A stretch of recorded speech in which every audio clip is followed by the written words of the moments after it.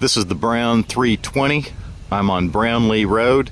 There's a new set of gates coming into the property. The property does lock. I'm going to walk into the front gate. I'm going to start the video again when we get to the wells. We're on our way to the well. There's a lot of timber. This is an old farmstead right off the road. Right in front of me you can see a big marsh. We've had heavy rains up here this spring. That's what the leftover water from that. Here's one of the well setups over here. There's a control panel on it. I'll have more detail as we go to the other side of the property.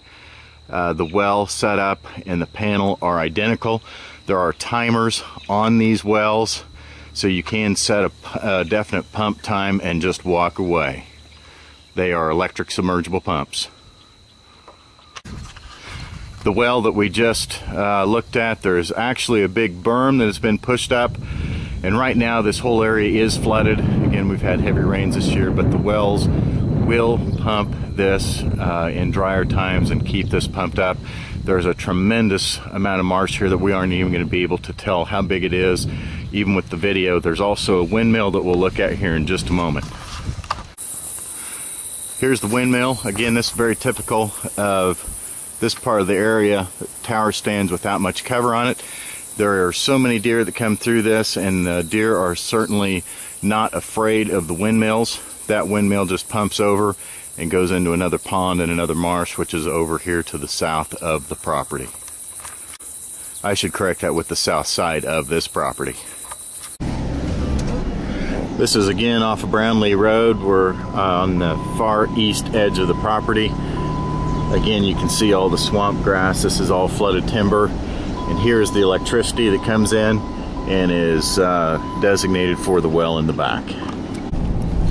We're looking at the property on the north side off of 95th Street, viewing back to the south. There's a large concentration of cottonwood trees here right off the road, which tells me again that there's a tremendous amount of water right in this area.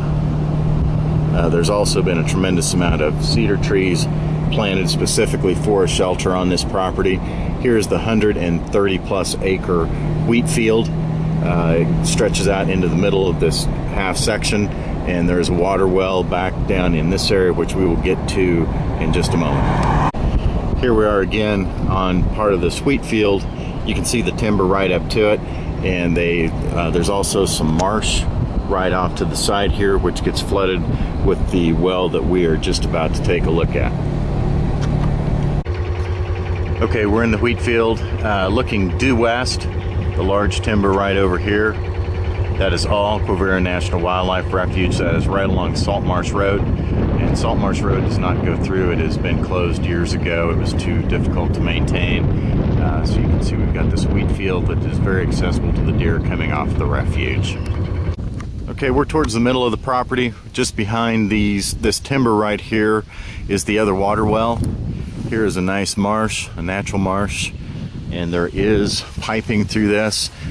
Just on the other side is another duck pond with which the well feeds, and it is piped and diverted to fill these ponds back in.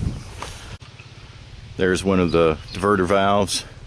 Right over here is this main marsh that I just showed you. Drains on down to the draw.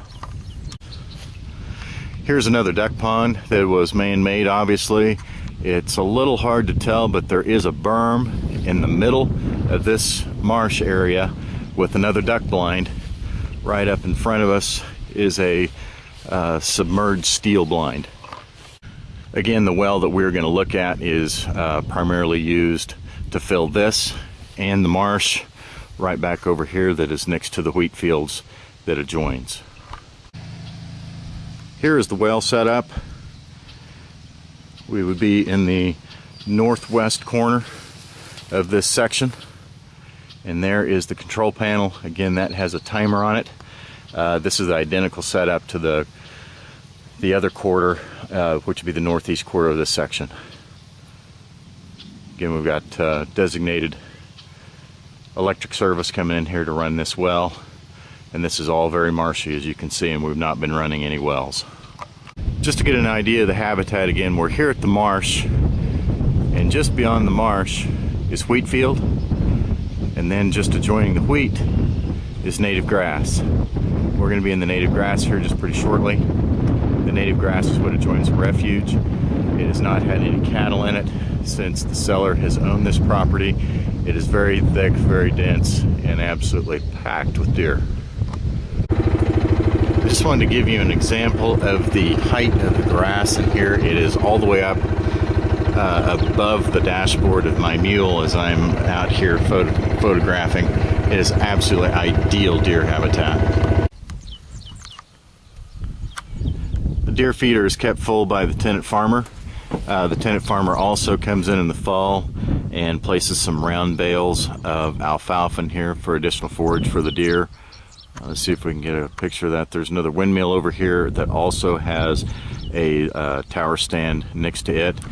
Back to the west of us, I think we can pick that out okay. There's a large tower blind. That is a nice steel blind, and you can view the whole half section from there. And of course you can see the refuge just to the west, and the deer will come right out of the refuge and over into this property to forage on corn and the wheat. We're on the west side of the property, and we're on the actual northwest corner. As you can see, we adjoin the refuge. We're at 95th and Salt Marsh Road. Hope I'll be able to get a picture of that in here somehow or another. Have to take some editing. Again, we're at 95th and Salt Marsh Road. This is right on the corner of the property. It's very reminiscent of what you'll see scattered throughout the property, another nice big marsh. And this is all native grass on this side of the property. We're traveling south down Salt Marsh Road, which is the county road, and of course the boundary line between the property and Quivira. This is the property that we're selling. That's Salt Marsh, and this is the wildlife refuge here to the west.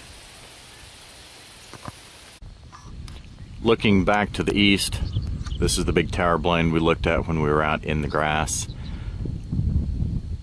Lots of sandhill plum thickets, unbelievably great habitat for the deer to lay in. Again, I'm going to pan over and give you a view of what lies next door that is refuge area. The deer do come off of this, come into the neighbor.